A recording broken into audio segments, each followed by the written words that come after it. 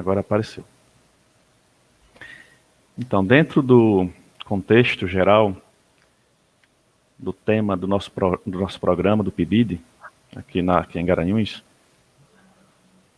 que é o lugar da geografia na Base Nacional Comum Curricular e a formação de professores na contemporaneidade, nós vamos destacar aqui um desses fatores, que é o desafio que os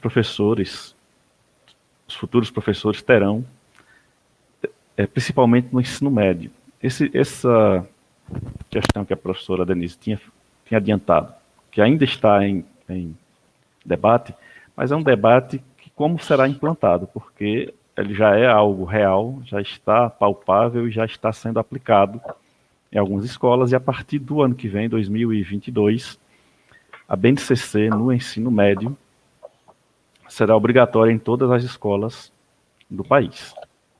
Então, hoje eu trago essa oportunidade, vocês, se é que não conheceram, se não conhecem, e conhecer um pouco da Base Nacional Comum Curricular, dentro do ensino médio.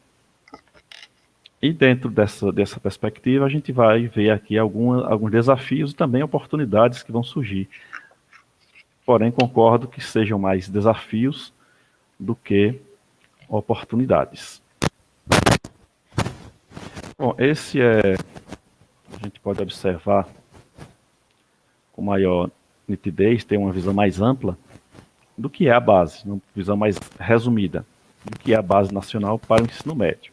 Por que é que a gente está omitindo aqui o ensino fundamental, o ensino infantil? Porque essas duas modalidades já estão implantadas e não houve grandes mudanças assim no quadro geral da matriz curricular. Não houveram grandes mudanças.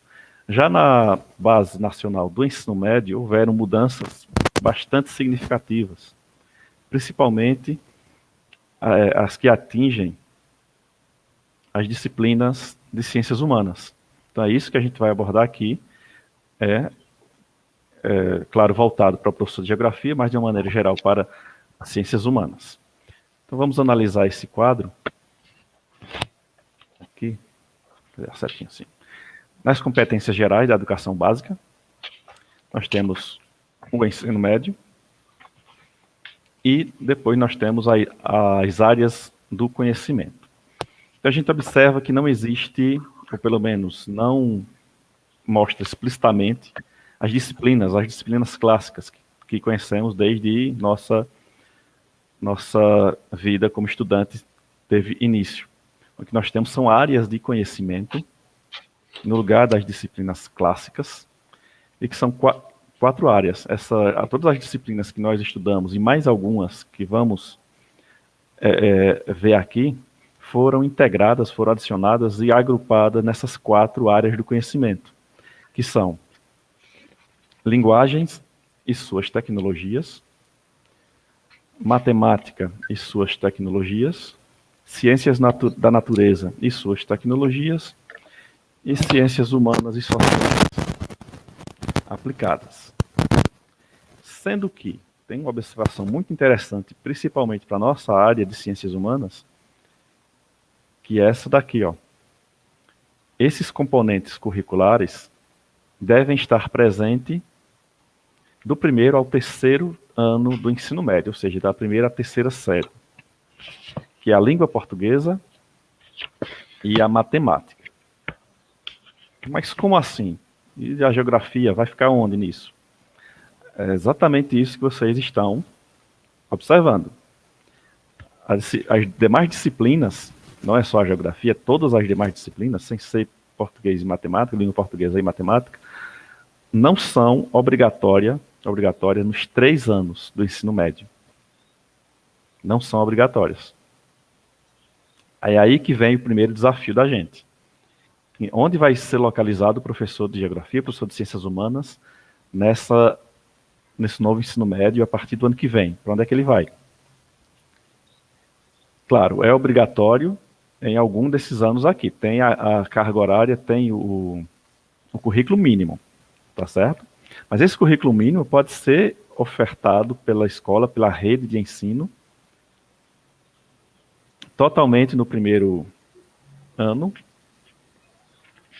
totalmente no segundo ano ou totalmente no terceiro. Ele não é obrigatório nos 3 anos. Somente português e matemática é que são obrigatórios nos 3 anos. E mesmo assim, a língua portuguesa pode não entrar como disciplina, com o nome de língua portuguesa, né?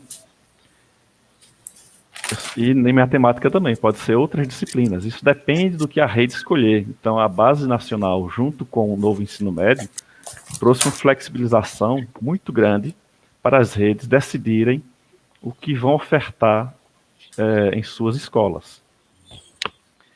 No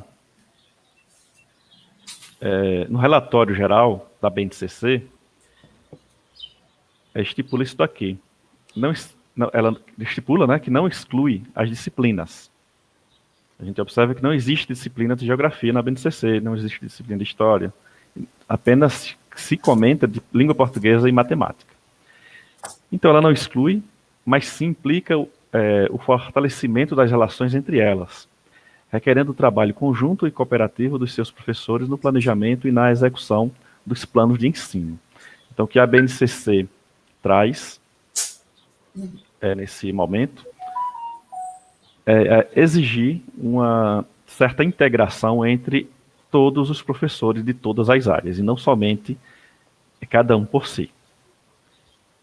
Nesse contexto, a gente observa que traz um desafio a mais, principalmente para as universidades, de como os formandos, os professores, os futuros professores irão trabalhar conjuntamente, uns com os outros. Na universidade, inclusive, a gente sabe que tem até rivalidade entre turmas, entre cursos de licenciatura, entre curso de História, entre curso de Geografia, mas a BNCC diz que esses professores têm que ser mais integrados, têm que ser mais próximos.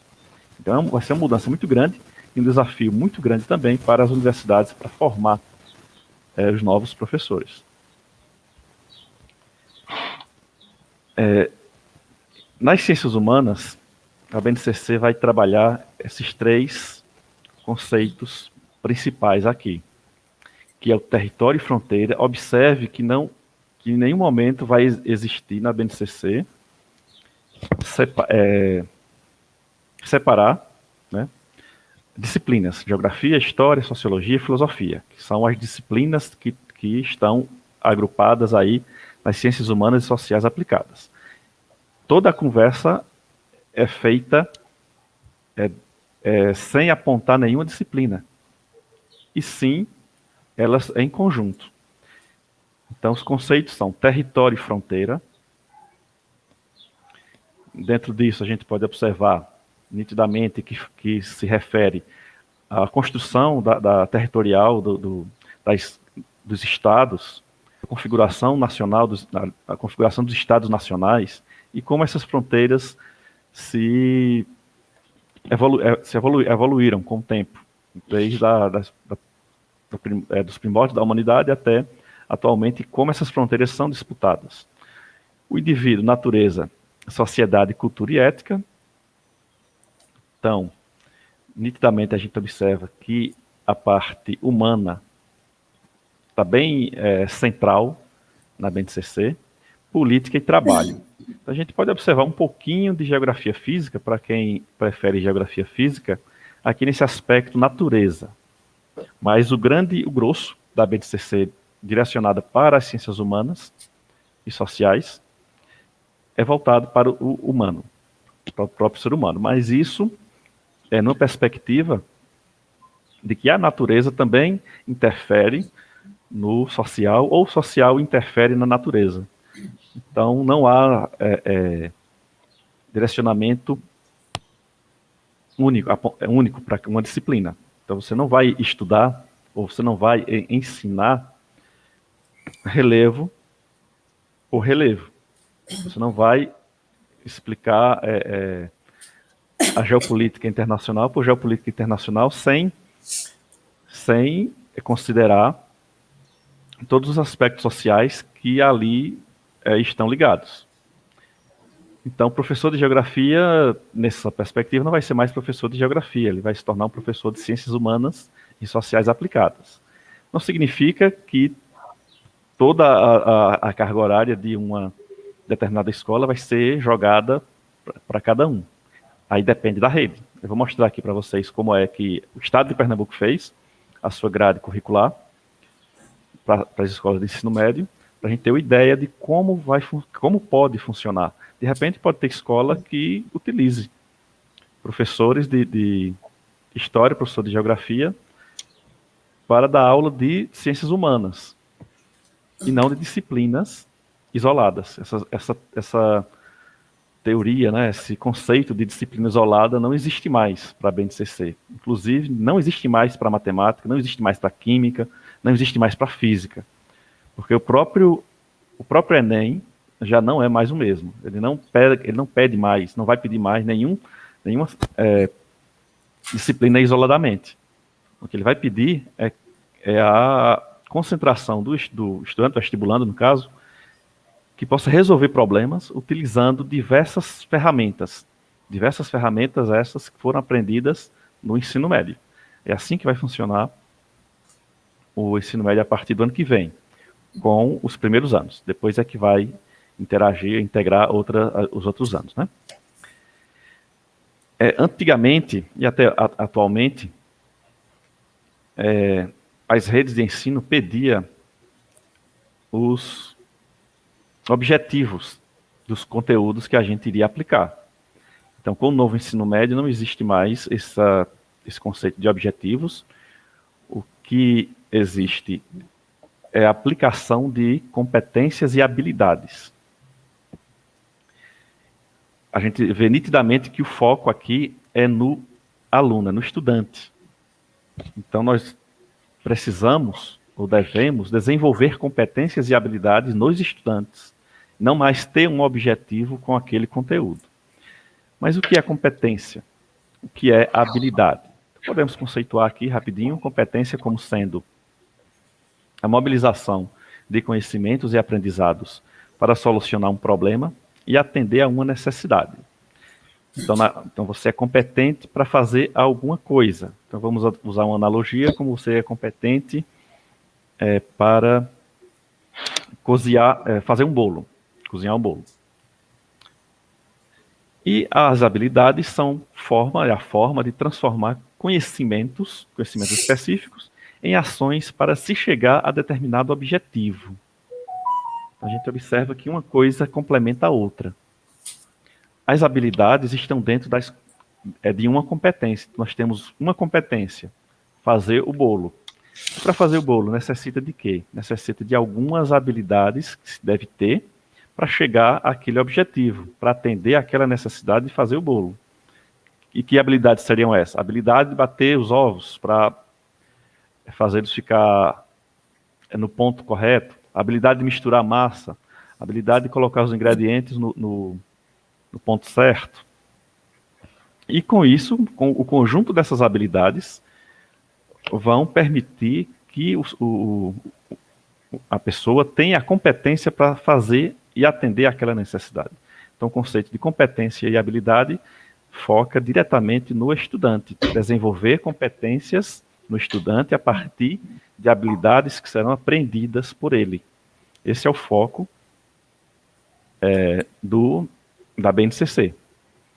Aí vamos citar aqui um exemplo de competência que está dentro do quadro de Ciências Humanas e Sociais Aplicadas, que é a competência número 5, a competência específica das Ciências Humanas e Aplicadas, porque dentro do próprio BNCC do ensino médio existem as competências gerais, que não vou entrar em detalhes aqui das competências gerais, porque o foco é Ciências Humanas.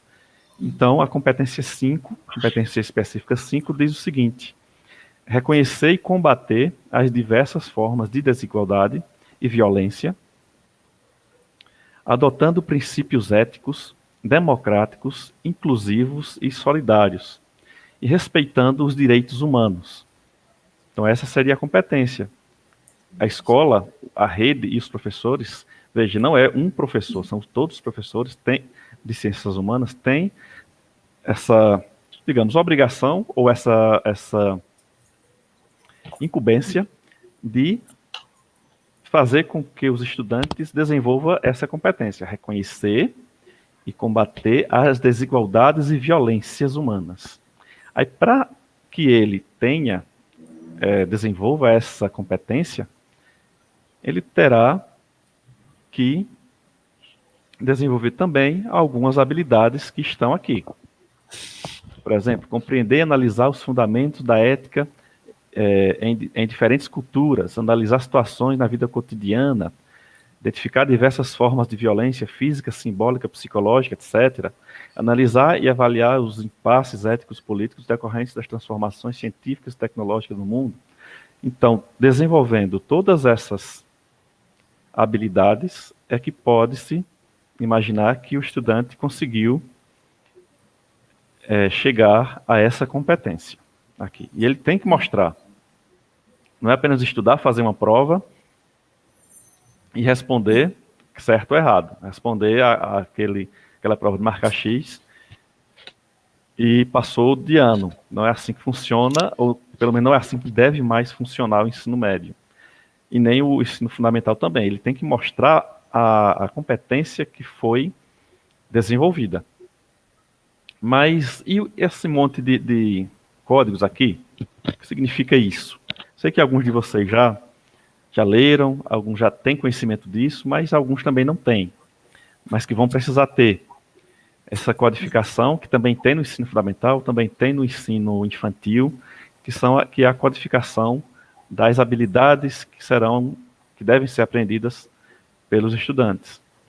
Ela significa o seguinte: as duas primeiras letras aqui é a modalidade de ensino, nós temos aqui o ensino médio, nitidamente, ensino médio. No caso do ensino fundamental é F, né? Ensino fundamental. Esses dois números aqui representam em qual dos anos do ensino médio essa habilidade deve ser trabalhada. Então, aqui nós temos que essas habilidades todas devem ser trabalhadas do primeiro até o terceiro ano do ensino médio. Então, é um tipo de habilidade que deve existir nos três anos. Mas aí isso vai entrar em choque com o primeiro momento que eu disse que não é obrigatório as ciências humanas até o terceiro ano. Aí fica a cargo ou a encargo das redes de ensino administrar isso, porque essa habilidade tem que ser trabalhada nos 3 anos. Então, quem é que vai trabalhar? Pode ser até outro professor. Né? Então, não necessariamente tem que ser o professor de geografia ou de história, pode ser qualquer outro. Então, do primeiro ao terceiro tem que ser trabalhado. Cadê o mouse? Assim? Em qual área do conhecimento? Ciências humanas e sociais aplicadas. Corresponde à competência número 5, e essa é a habilidade número 01, da competência número 5. As ciências humanas têm poucas habilidades e poucas competências para se trabalhar, mas são competências bem complexas. Há a exemplo linguagens, por exemplo, tem inúmeras habilidades e inúmeras competências para serem trabalhadas. É gigante mesmo. Então, isso daqui pode chegar a mais de 20 e tantas habilidades dentro de uma única competência. Então, isso daqui eu estou dando um exemplo que é bem pequeno, e é mais ou menos isso que ocorre com as ciências sociais, as ciências humanas e sociais aplicadas. Ok? Então, isso daqui pode ser que tenha habilidade que seja apenas no primeiro ano, então fica 1, 0. Que seja apenas no segundo, aí 2, 0. Ou primeiro e segundo, 1, 2. Então, dessa forma que a gente traduz esse código. A gente não precisa estar decorando esse código, mas precisamos entender o que ele significa e precisamos entender também o que significa cada habilidade dessa. Okay? O foco das ciências da BNCC, dentro das ciências humanas e sociais aplicadas, é o protagonismo juvenil. Então, fazer com que os estudantes sejam protagonistas de sua própria vida, fazer com que eles tomem decisões, fazer com que eles também ajudem os outros estudantes a conseguirem tal protagonismo. Os estudantes participam das ações, desenvolvendo um papel importante de liderança. O foco é torná-los líderes de sua própria existência e não ficar dependendo aí de outras instâncias da sua vida, mobilizando outros estudantes a reconhecerem os problemas enfrentados e as soluções de melhoria. Esse é um dos objetivos, mas o foco principal é exatamente esse, protagonismo juvenil. Despertar no estudante esse protagonismo. Alguns dos estudantes já vêm de casa protagonista, já é aquele que quer fazer, aquele que gosta e que ajuda os professores, é ótimo. O foco aí da escola vai ser, então, pegar ou resgatar esse estudante para que ele transforme os outros da forma como ele é. Uma pessoa protagonista, uma pessoa que lidera, uma pessoa que toma decisões, uma pessoa que busca melhorias, tanto para a sua própria vida, como para os problemas que ocorrem na escola ou até na sua comunidade. A gente não pode falar da BNCC no ensino médio sem conhecer um pouco do novo ensino médio, que é o que está sendo aplicado a partir do ano que vem. É obrigatório no país todo, iniciando com o primeiro ano do ensino médio, e gradativamente será aplicado em todos os outros anos, até o terceiro, lógico, se bem que algumas escolas, por exemplo, do IF, trabalham com o quarto, porém, é outro o segmento que nós estamos falando aqui do ensino regular, e não do ensino técnico, né? Não é por acaso que essa logomarca do novo ensino médio tem essas setinhas aqui. Vocês devem estar acostumados, estudando na universidade, que existem escolhas, né? Vocês podem escolher disciplinas dentro daquelas ofertadas pela universidade, pelo curso. O novo ensino médio também será assim. Os estudantes terão a oportunidade de seguir um caminho. Esse caminho é chamado de itinerário formativo, que a gente vai ver aqui detalhadamente. Então, cada itinerário formativo, a escola oferta e os estudantes têm essa opção de escolher qual itinerário seguir. Itinerário significa o caminho que ele vai seguir. Esses caminhos são focados nas quatro áreas de conhecimento. Porque nós sabemos que os estudantes têm uma vocação para tal disciplina, para tal área do conhecimento. Tem alguns que se dão mais com a matemática, né, com os números, com as ciências exatas. Então pode existir um caminho, um itinerário desses voltado para ciências exatas, ou naturais, ou para linguagens, a área de linguagem, ou também para ciências humanas. Então cada caminho deve ser traçado pela rede e implementado pela escola, e ofertado também pela escola. Okay? Dentro desses caminhos nós temos a formação geral básica, que é a base, né?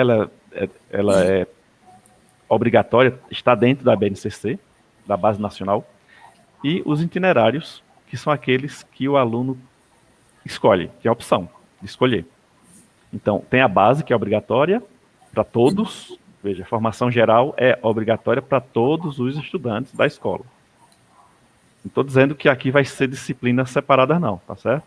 Mas que dentro das disciplinas que forem ofertadas, seja ela com o nome, geografia, história, ou seja o que for, depende da rede, a rede é que vai escolher, se separa por disciplina ou se separa por área de conhecimento, mas vai ser obrigatório ofertar. E os itinerários vão ser, é obrigatório a escola ofertar, mas o aluno é que vai escolher qual itinerário seguir.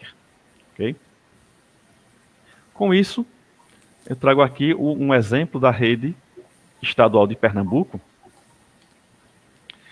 com a sua formação, aliás, a sua grade curricular formada. Outros estados modificou, são diferentes, cada estado, cada rede, no caso, a rede particular, a rede municipal, a rede federal, tem um modelo que escolheu. Isso aqui não é uma coisa fixa. Então, o que nosso estado escolheu? Nosso estado escolheu aqui. Sim, lembrando que a partir do ano que vem o ensino médio tem 3.000 horas, terá 3.000 horas. Que antes não eram 3.000 horas, eram 2.400 horas, porque cada ano são 800 horas de estudo, até agora, certo? Então, 3 anos, contabiliza aí 2.400 horas, mas a partir do ano que vem, cada ano terá que ser 1.000 horas de estudo. Mas como é que vai dar 1.000 horas em um turno apenas? Exatamente isso que vocês estão pensando. A escola tem que ofertar 6 aulas. Isso estou falando de escola regular. As escolas que não são integrais tem que ofertar 6 aulas por turno. Se a turma for de manhã, são 6 aulas. Se a turma for à tarde, são 6 aulas.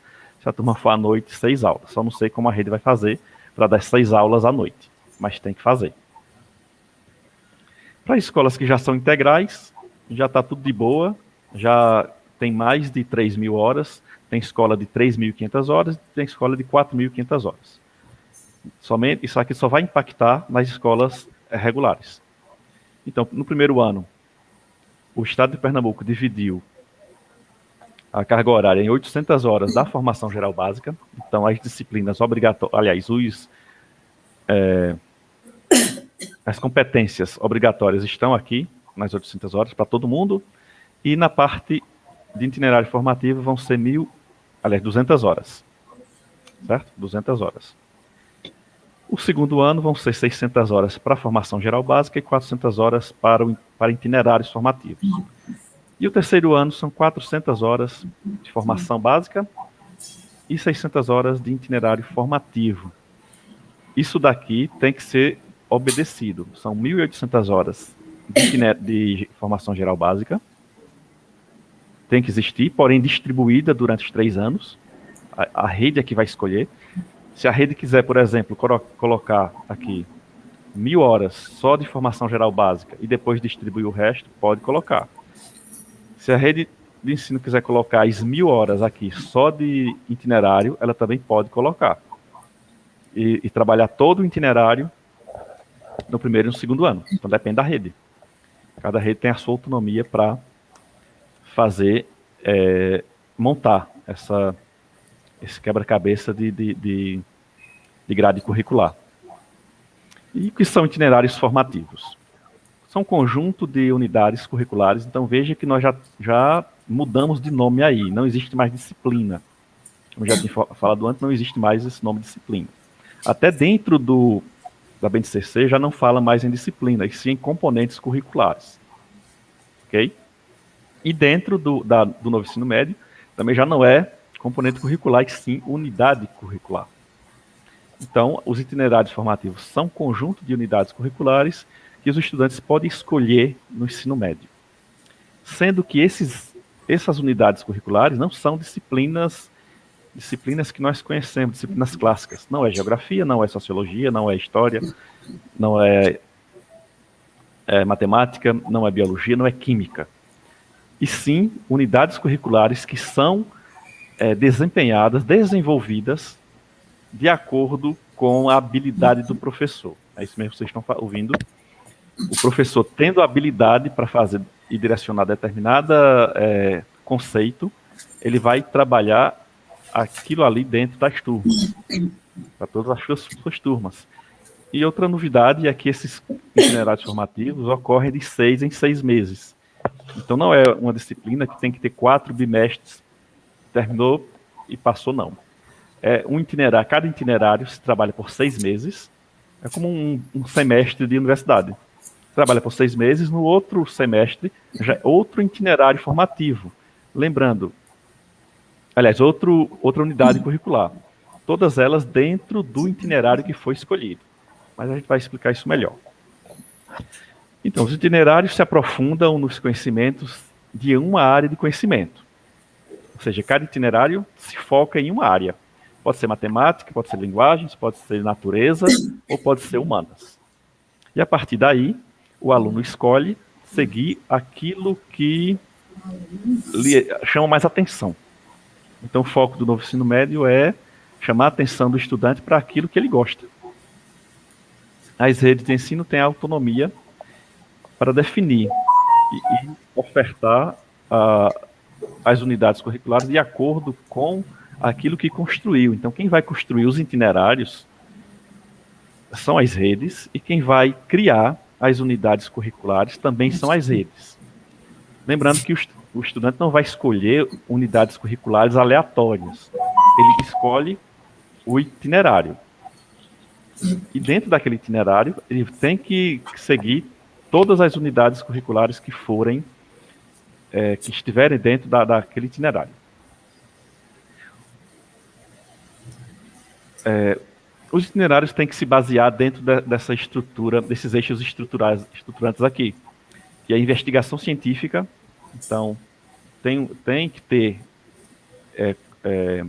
unidades curriculares voltadas para a investigação científica, unidades curriculares voltadas para procedimentos criativos, né, colocar a mão na massa, fazer a coisa acontecer, mediação, intervenção sociocultural, interferir e mediar conflitos, e também empreendedorismo, que é quando os estudantes vão desenvolver, ou pelo menos aprender a criar e desenvolver novos produtos e serviços que podem ser utilizados pelo mercado.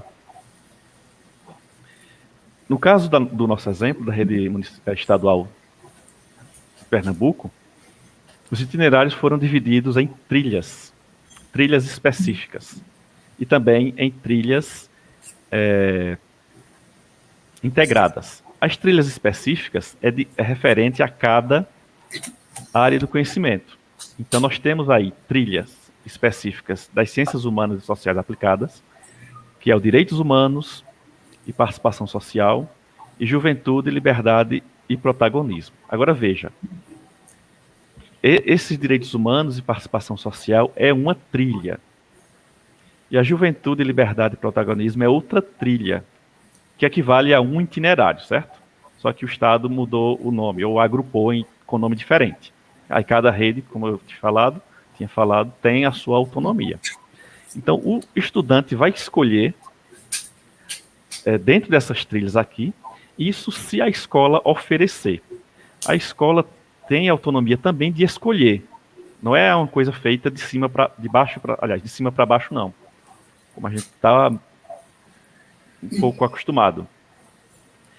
O Estado oferece essas opções, a escola vai selecionar aquilo que mais convém, de acordo com as habilidades dos professores que compõem o corpo docente.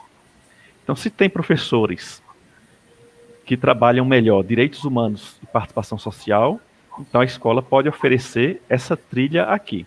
E dentro dessa trilha existem as várias unidades curriculares que o aluno vai seguir durante a sua vida do ensino médio. Pode oferecer também soluções de matemática, soluções ótimas em matemática. Então, se ele escolher essa trilha, ele vai estudar basicamente coisas sobre cálculos. Okay? Não que ele não vá aprender geografia, nem história, nem ciências humanas, nem naturais. Ele vai aprender sim, mas somente a parte básica. A parte básica ele aprende, mas a parte diversificada vai toda para matemática. Então, voltando para a nossa área, temos essas duas, isso nas trilhas específicas. Porém, temos também as trilhas integradas. Essas trilhas integradas ocorrem quando há uma conversa, uma integração entre áreas de conhecimento. As escolas foram orientadas a preferir as trilhas integradas, justamente por conta da questão do professor, né? A habilidade que o professor tem para lidar com diversos tipos de conceitos. Então, em nossa área de ciências humanas, nós temos trilhas integradas de ciências humanas e natureza, que é essa daqui, ó, desenvolvimento social e sustentabilidade. Então, a escola pode oferecer essa trilha aqui. Também temos linguagens e humanas, que é a trilha diversidade cultural e territorial. O estudante pode escolher essa, se a escola oferecer ela também. Então, a escola que oferece, o estudante escolhe aquilo que a escola oferece. Então, ele não pode chegar, abrir o caderninho de novo ensino médio e escolher aquele que quiser, não, tá certo? É só a que a escola estiver oferecendo. E também temos matemática mais humanas, que é possibilidades em rede e humanização dos espaços. Então, de acordo com a habilidade que os professores tenham na escola, a escola vai elaborar o seu próprio currículo e os seus próprios itinerários formativos, que no caso de Pernambuco são trilhas, para que o aluno escolha qual trilha vai seguir. Então ele pode seguir aqui a trilha de desenvolvimento social e sustentabilidade, e com isso ele vai ter mais conhecimentos acerca das ciências naturais e também das ciências humanas, em conjunto. Então aqui vão haver unidades curriculares que trabalhem em conjunto. O professor de ciências humanas não vai mais eu até brinquei, não vai mais dar aula sozinho, vai ser 2 professores dando aula numa turma só. O que seria até interessante, porque até para tomar conta deles é menos trabalhoso. Ok? Então, pessoal, é isso. Espero que tenham gostado da palestra.